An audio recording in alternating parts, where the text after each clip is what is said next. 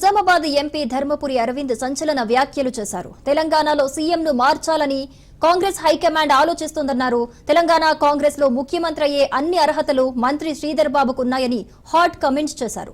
అయితే పార్టీలోని కొందరు నేతల్లాగా శ్రీధర్ బాబుకు అక్రమ వసూలు చేయటం చేతకాదని, అందుకే ఆ పార్టీ అధిష్టానం వెనుకడుగు వేస్తోందని కీలక వ్యాఖ్యలు చేశారు. అక్రమ వసూలకు పాల్పడటం, అధిష్టానానికి మూటలు పంపించటం శ్రీధర్ బాబుకు కూడా తెలుసుంటే ఆయనే సీఎం అయ్యేవాడన్నారు. ధర్మపురి వ్యాఖ్యలు ప్రస్తుతం తెలంగాణ రాజకీయాల్లో తీవ్ర దుమారం రేపుతున్నాయి.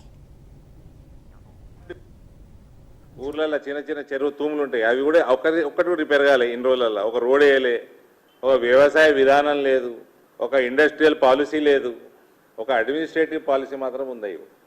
సిసిపియు కోర్స్ చేసినట Revanth Reddy, collect pay and use. 50 కోట్లు తీసుకుపోయి రాహుల్ గాంధీకి ఇచ్చి పిసిసి ప్రెసిడెంట్ పదవి తెచ్చుకుంటానని నేను అంటలేను, అప్పట్లో కాంగ్రెస్ వాళ్ళే అన్నారు. మళ్ళా 4000 కోట్లు 5000 కోట్లు మాట్లాడుకొని వచ్చి 5 ఏళ్లలో సంవత్సరానికి 1000 కోట్లు ముఖ్యమంత్రి పదవి తెచ్చుకున్నాడని వాళ్ళే అన్నారు. ఇక ఈయన ముఖ్యమంత్రి, ఈయన ఎందుకు కావాలంటే కలెక్షన్ ఈయన మంచిగా చేస్తాడు, అందుకని ఇప్పుడు కాంపిటీషన్ నడుస్తున్నది. ఆడ ఒకటి 8% అంటున్నాడు, ఒకటి 10% అంటున్నాడు మంత్రి, ఇంకోటి 12% అంటున్నాడు. ఆ పొంగులేటి శ్రీనివాసరెడ్డిని ఈ మధ్య తీసి పగబడేసినట్టున్నారు. ఆయన మెయిన్ ఫైనాన్సర్, వీళ్ళకి ఆయన రూపాయి ఫైనాన్స్ చేస్తే 10 రూపాయలు సంపాదించేసిండని పక్కకు పెట్టిండి. ఇంకా నాకంటే ఎక్కువ సంపాదించేస్తాడేమో అని కాంపిటీషన్లో ఈ రకంగా నడుస్తూ ఉన్నది వీళ్ళ ప్రభుత్వం.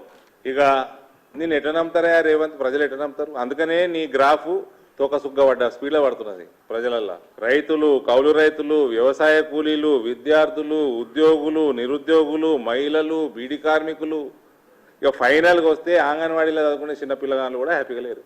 సంవత్సరంన్నర అయింది ప్రభుత్వంలో. అసలు నీ జనరల్ అడ్మినిస్ట్రేషన్ గురించి మాట్లాడు.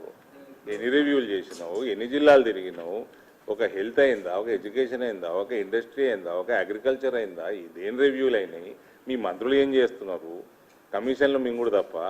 ఇక ప్రభుత్వమైనా ఇట్లుంటే ప్రతిపక్షమేమో ఫామదులో అన్నది.